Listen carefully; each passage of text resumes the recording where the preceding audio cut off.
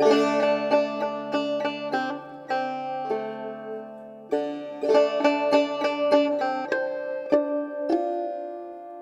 সেই প্রত্যাশা এখনো পূরণ করতে পারিনি। সেই না পূরণ করার অনেকগুলি কারণ আছে।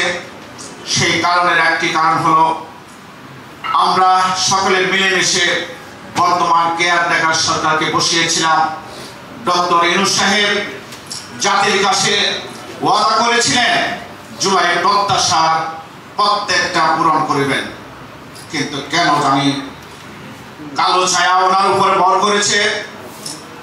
উনি আজকে সেই গণমানুষের আকাঙ্ক্ষা থেকে উনি কেন জানি পিছু টান দিচ্ছে। জানি না কিসের ভয়, কিসের সে অপশক্তি, সেই কিসের ওনার মাথার উপর ভর করেছে। কিন্তু ইউনূস সাহেব, আপনি জেনে রাখেন বাংলার এই তৌহিদি জনতা ইনশাআল্লাহ যে প্রত্যাশা নিয়ে এই বিশেষ সরকারকে হাজারো আমার ভাইদের রক্তের বিনিময়ে যে ত্যাগ স্বীকার করেছে, হাজারো হাজারো ভাইদের পঙ্গুত্ব বরণ করেছে, সেই প্রত্যাশাকে আমরা ব্যর্থ হতে দেব না।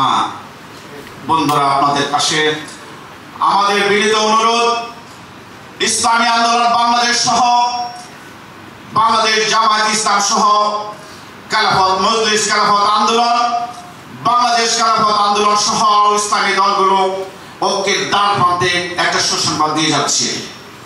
অচিরেই আপনারা জানতে পারবেন ইসলামের একটি বডি, সেই বডির শাখা প্রশাখা থাকবে।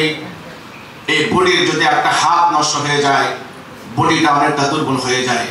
অতএব বাংলাদেশে সকল ইসলামী ঘরানার সেই শাখা প্রশাখাগুলি একত্রিত হয়ে এই বডিটাকে যদি শক্ত না করা যায়, এই বিশেষ বিদায় করেছি, নব্য বিশেষ আছে থাকবে, তাদেরকে বিতরণ করা যাবে না।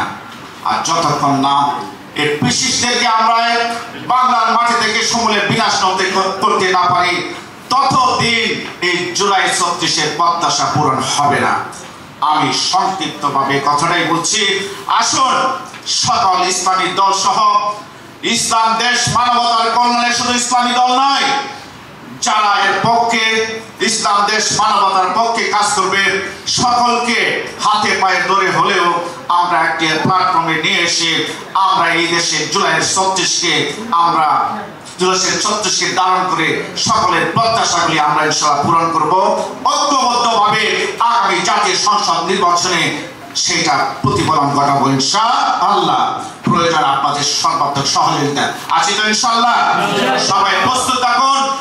আলহামদুলিল্লাহ, আমাদের কেন্দ্রীয় পর্যায়ে মোটামুটি একটা চূড়ান্ত সিদ্ধান্ত কাছাকাছি চলে আসছেন। আমাদের বিজ্ঞ ভাইরা এখানে আছেন, আমার সহযোদ্ধারা আছেন, আমার ভাইরা আপনারা জানেন, ভালোভাবে জানেন, আমার জামাতের বড় ভাই আছেন, খেলাফত মজলিসের মহাসচিব আছেন, ওনারা ভালোভাবে জানেন কি হচ্ছে। আলহামদুলিল্লাহ, আপনারা সুখবর